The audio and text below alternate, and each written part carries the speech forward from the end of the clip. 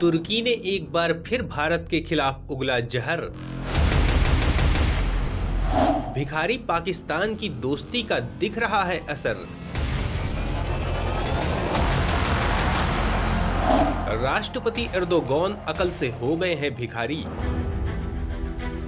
दोस्तों, राजनीति का ये बहुत पुराना सिद्धांत है कि लोगों को जोड़ने से ताकत बढ़ती है और जोड़ने के लिए कोई भी बहाना ढूंढना कोई बड़ी बात नहीं होती है। लेकिन दुनिया में कुछ ऐसे भी देश हैं जिनका जन्म ही अलगाववाद पर हुआ है। ये देश किसी के साथ मिलकर रहना नहीं जानते और बेवजह अपने दुश्मन तैयार करने का इनको बड़ा शौक है।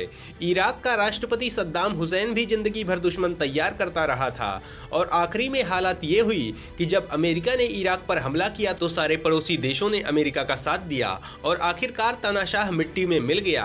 दुनिया के नक्शे में एक देश है तुर्की, जिसे दुनिया भर के मुस्लिम देशों का चीफ बनने का जुनून सवार है। इसके लिए वो किसी भी हद से गुजरने को तैयार है। भारत की उसके साथ कोई दुश्मनी नहीं है, लेकिन फिर भी वो बेवजह भारत के खिलाफ बयान देता रहता है। कश्मीर मामले पर पाकिस्तान की तरफदारी करता रहता है। अभी हाल में ही तुर्की ने एक ऐसा बयान दिया है जिसमें एक बार फिर भारत के लिए उसकी नफरत प्रकट हो गई है। दोस्तों, अरब देशों की बात करें तो अगर इनके पास तेल ना हो तो ये देश भूखे मरने को मजबूर हो जाएं, और जब तक यहाँ तेल नहीं था तो हालत बेहद खराब थे। न खाने को अनाज था, न पीने को पानी। लेकिन जब से तेल की खोज हुई तब से ये देश ऐसे गुरूर में डूबे रहते हैं जिसकी कोई हद नहीं है। सवाल उठता है कि तुर्की ने देश के खिलाफ क्या जहर उगला है, पाकिस्तान क्यों फूल कर कुप्पा हुआ जा रहा है। तो दोस्तों, इस बारे में जानने के लिए वीडियो आखिरी तक देखिए।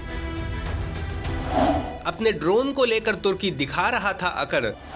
मोदी ने देश को ड्रोन हब बनाने का कर दिया ऐलान।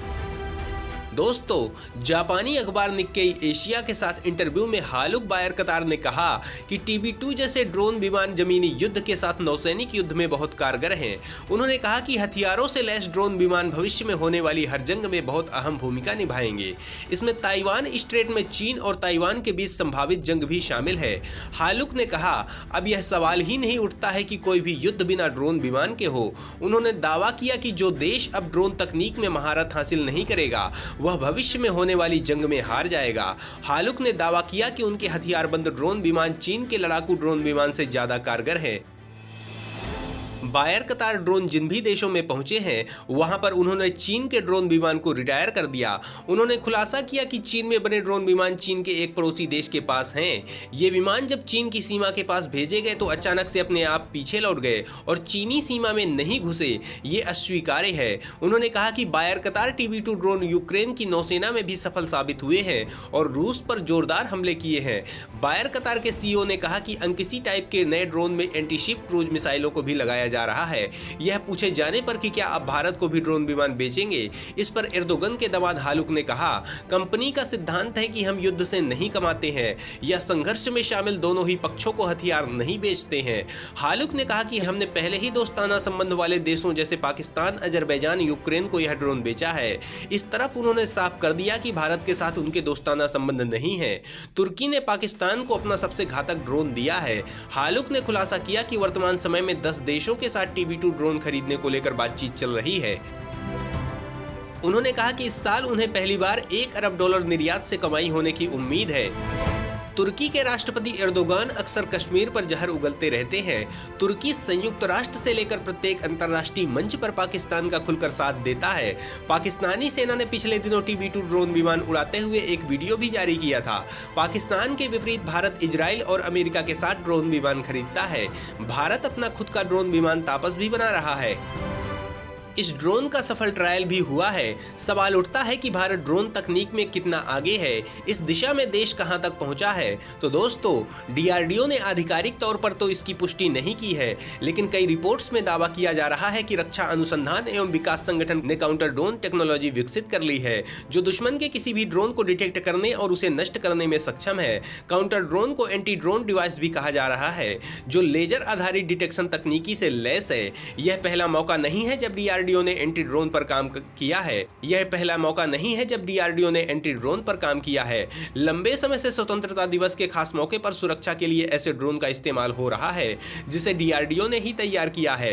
एंटी ड्रोन छोटे ड्रोन को 3 किलोमीटर की दूरी से ही डिटेक्ट करने में सक्षम है। इसके अलावा ये 1 से 2.5 किलोमीटर के दायरे में मार करने में भी सक्षम है। एंटी ड्रोन को खासतौर पर अन्य ड्रोन की पहचान करने और उन्हें डिटेक्ट करने के लिए डिजाइन किया जाता है। एंटी ड्रोन पूरी तरह से मानव रहित होते हैं। ऐसे ड्रोन में रडार इनबिल्ट होता है और इनकी अधिकतम स्पीड 440 किलोमीटर प्रति घंटा तक होती है। इनमें इनबिल्ट बैटरी है जिसकी मदद से एक बार चार्ज करने के बाद ये ड्रोन 4-5 दिनों तक उड़ान भर सकते हैं।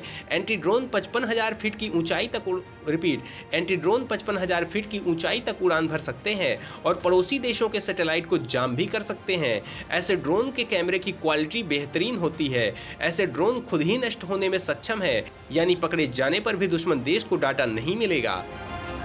दोस्तों, इसके अलावा भारत एक बेहद ताकतवर स्वदेशी ड्रोन बनाने का काम कर रहा है। सवाल उठता है कि भारत किस ड्रोन को बना रहा है, उससे भारतीय सेना कितनी ताकतवर हो जाएगी, इस ड्रोन की खास बातें क्या है।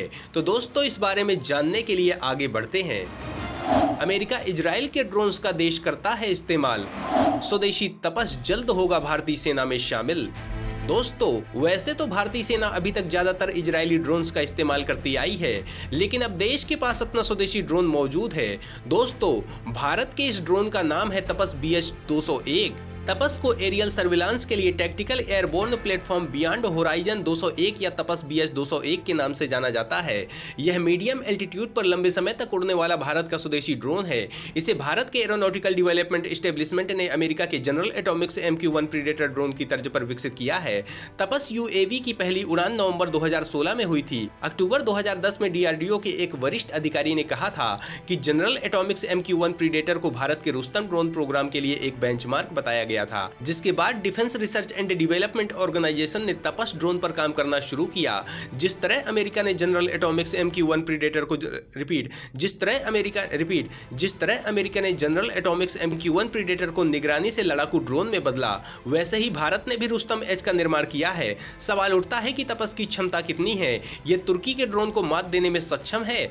तो दोस्तों, तपस BH-201 ड्रोन 350 किलोग्राम के पेलोड के साथ उड़ान भर सकता है। इसकी लंबाई 9.5 मीटर और पंखों की चौड़ाई 20.6 मीटर है। तपस ड्रोन का खाली वजन 1800 किलोग्राम है।